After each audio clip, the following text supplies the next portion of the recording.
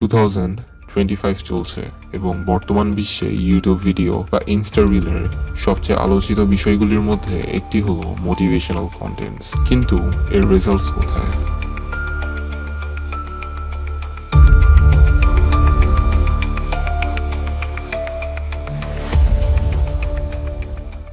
Social মিডিয়ায় আমরা যে ভিডিওগুলি দেখছি সে অনুসারে আমাদের কনসিস্টেন্টলি জিমে যাওয়া উচিত, আমাদের ধর্মের প্রতি লয়াল থাকা উচিত, আমাদের বাবা মায়ের প্রতি রেসপেক্টফুল থাকা উচিত এবং কঠোর পরিশ্রমী জীবনযাপন করা উচিত। এখন আমাদের চারপাশের দিকে তাকান, এমন কোনো টিনেজার আছে?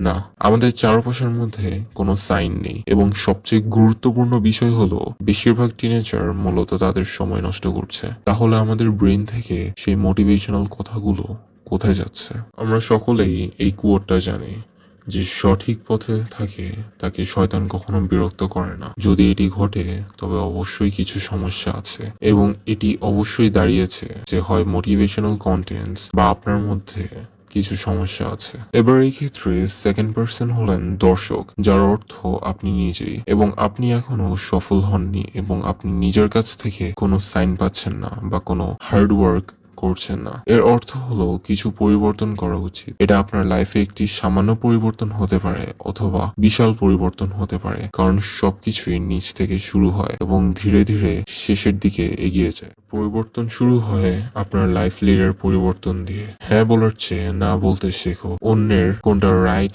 কোনটা রং জাজ করতে শিখো, নিজের কাজে নিজে সিদ্ধান্ত নিতে শিখো, টেম্পটেশনস কন্ট্রোল করতে শিখো, নিজের পরিস্থিতি সামলাতে শিখো, নতুন স্কিলস ডেভেলপ করতে শিখো, ওয়ার্কআউট করো, মনোযোগী থাকো এবং তারপর ধীরে ধীরে আপনি কষ্টের ফলাফল দেখতে পারবেন। ডিসিপ্লিন এবং কনসিস্টেন্ট হতে শিখবে, যার অর্থ হলো প্রতিদিন, প্রতি মাস, প্রতি বছর এবং এক বছরের মধ্যে আপনি শারীরিক, মানসিক এবং প্রধানত আপনার ভিশনে পার্থক্য দেখতে পারবেন, কারণ সেই মুহূর্তে আপনি বুঝতে পারবেন যে আপনি ব্যর্থতার চেয়ে সাফল্যের কাছাকাছি। কারণ ডে ওয়ান ডে থেকে বেশি কঠিন, আর এর মূল কারণ হলো প্রথম দিনটি আসে আপনার চিপ ডোপামিনকে স্যাক্রিফাইস, নিজের সুখকে স্যাক্রিফাইস আর স্বর্গের দিকে যাত্রার জন্য নিজেকে নরকে ঠেলে দেওয়ার পরে, যা আমাদের স্পষ্ট নির্দেশ করে যে আমরা যে জীবনের স্বপ্ন দেখছিলাম তা অর্জন করার জন্য আমাদের ওই পরিমাণ হার্ডওয়ার্ক করতে হবে যা আমরা কখনো স্বপ্নেও ভাবিনি। আমাদের ভুলে যেতে হবে যে আমাদের জীবনে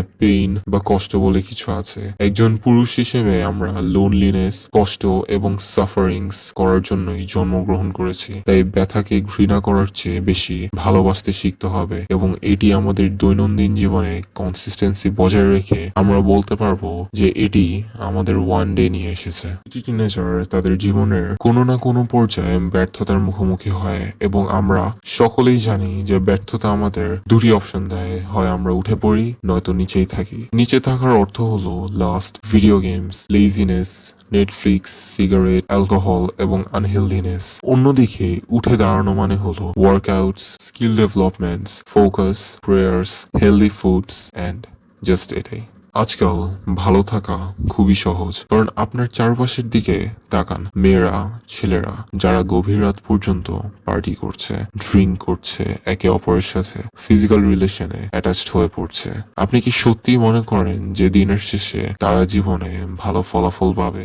কখনোই না। তারা জীবনে কখনোই সাফল্য পাবে না। অন্যদিকে তুমি সেই ব্যক্তি যে তার কিশোর বয়সে খুব পরিশ্রম করবে, নতুন স্কিলস অ্যাচিভ করবে, নিজের কোম্পানি বা ব্র্যান্ড তৈরি করবে, জিমে যাবে, লাইফ চেঞ্জিং বই পড়বে এবং আরো অনেক কিছু। তুমি কি একটা জিনিস জানো?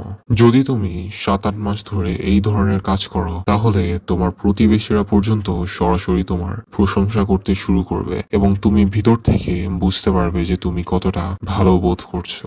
এখন ভাবো, 2 বছর, 3 বছর, 4 বছর, 5 বছর ধরে এটা করতে থাকলে তুমি কোথায় পৌঁছে যাবে? তুমি সবার উপরে থাকবে। কিন্তু এই ওপেন সত্যের মধ্যে একটি বিরাট রহস্য লুকিয়ে আছে। আমাদের বেশিরভাগ মানুষ একে অপরের সাথে খুব বেশি মেলামেশা করে এবং যেমনটা আমি বলেছি তাদের বেশিরভাগই আসক্ত, কারণ তারা আমার উল্লেখ করা খারাপ অভ্যাসগুলো মেনে চলে। আর এই কারণেই যারা পপুলার মোটিভেশনাল কন্টেন্ট ক্রিয়েটরদের মোটিভেশনাল ভিডিওগুলো দেখেন তারা তাদের জীবনে এটি প্রয়োগ করতে পারছেন না এবং অ্যাজ এ রেজাল্ট খারাপ ইনফ্লুয়েন্সের কারণে মানুষ তাদের স্বপ্ন, গোলস এবং সাফল্য থেকে দূরে সরে যাচ্ছে। আমি জানি এই সত্যটি একসেপ্ট করা খুব কঠিন যা আমি এখন আপনাকে বলতে যাচ্ছি, কিন্তু আনফরচুনেটলি এটি আমাদের মানুষের সবচেয়ে বড় রিয়েলিটি। এবং এটি কেবল খারাপ ইনফ্লুয়েন্স বা লাস্ট বা ভিডিও গেমস নয়, এটি হলো ফর এক্সাম্পল ইউটিউবে আপনি অ্যান্ড্রু টেটের একটি মোটিভেশনাল পডকাস্ট দেখছেন, কিন্তু ইনস্টাগ্রামে আপনি